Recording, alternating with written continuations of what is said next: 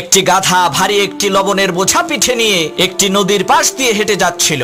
বোঝাটি এতটাই ভারী ছিল যে তার খুবই কষ্ট হচ্ছিল। হঠাৎ তার পানি পিপাসা লাগলো। নদীর পাড়ে দাঁড়িয়ে পানি খেতে গিয়ে পা পিছলে নদীতে পড়ে গেল, যার কারণে তার পিঠে থাকা বোঝায় কৃত সেই লবণগুলো নদীর পানিতে মিশে বোঝাটি হালকা হয়ে গেল। গাধা তো মহা খুশি। সে মনে করলো সে বিশাল বড় একটি জিনিস আবিষ্কার করে ফেলেছে।